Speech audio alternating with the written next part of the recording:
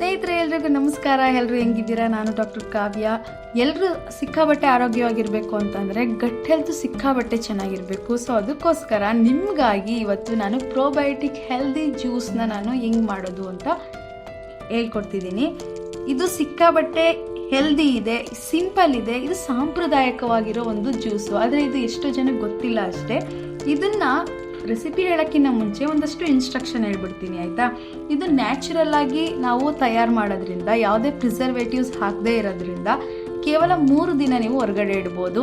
ಅಥವಾ ನೀವು ರೆಫ್ರಿಜರೇಟರಲ್ಲಿ ಇಟ್ಟರೆ ಒಂದು 7 ದಿನ ನೀವು ಇಟ್ಕೊಬೋದು. ಇದನ್ನು ತಗೊಳ್ಳೋದು ಹೆಂಗೆ ಈ ಜ್ಯೂಸ್ನ ಅಂತ ಅಂದರೆ, ಊಟಕ್ಕಿಂತ 1 ಗಂಟೆ ಮುಂಚೆ ನೀವು ತಗೋಬೇಕು ಇದನ್ನು, ಅಥವಾ ಊಟ ಆಗಿ 1 ಗಂಟೆ ಆದಮೇಲೆ ನೀವು ಈ ಜ್ಯೂಸ್ನ ಕುಡಿಬೋದು, ಆಯಿತಾ? ಅಕಸ್ಮಾತ್ ನಿಮ್ಗೆ ಏನಾದರೂ ಇದ್ರ ಸೆನ್ಸಿಟಿವ್ ಆ ಥರ ಇತ್ತು ಅಂತಂದರೆ, ಅಲರ್ಜಿ ಇತ್ತು ಅಂದರೆ ದಯವಿಟ್ಟು ತೊಗೊಳಕ್ಕೆ ಹೋಗ್ಬೇಡಿ. ಅದನ್ನು ನೀವೇ ಡಿಸೈಡ್ ಮಾಡಿ, ನಿಮಗೆ ಈ ಜ್ಯೂಸ್ಗಳು ಸೆನ್ಸಿಟಿವ್ ಇದೆಯಾ ಇಲ್ವಾ ಅಂತ. ಹಾಗಾದರೆ ಪಟ ಅಂತ ರೆಸಿಪಿ ಹೇಳ್ತೀನಿ ಬನ್ನಿ. ನಾನಾಗಲೇ ಹೇಳಿದ್ನಲ್ಲ, ಇಟ್ಸ್ ವೆರಿ ಈಸಿ ಅಂತ.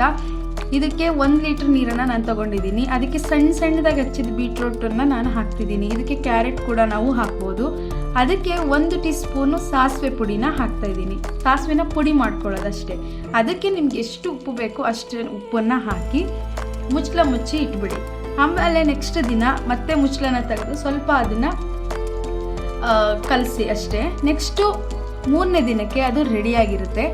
ಆ ರೆಡಿ ಆದಮೇಲೆ ಅದನ್ನು ಫಿಲ್ಟರ್ ಮಾಡಿ ಬೇರೆ ಬಾಟಲ್ಗೆ ನೀವು ಟ್ರಾನ್ಸ್ಫರ್ ಮಾಡಿ ಆರಾಮಾಗಿ ಕುಡಿಬೋದು. ಇದನ್ನು ನೀವು ಒಂದ್ಸಾರಿ ಟ್ರೈ ಮಾಡಿ. ನಿಮಗೆ ಟ್ರೈ ಮಾಡಿ ಹೆಂಗಿತ್ತು ಇದ್ರ ಟೇಸ್ಟು ಮತ್ತು ಏನೋ ಬೆನಿಫಿಟ್ಸ್ ಅಂತ ನನಗೆ ದಯವಿಟ್ಟು ಕಮೆಂಟ್ ಬಾಕ್ಸಲ್ಲಿ ಕಮೆಂಟ್ ಮಾಡಿ.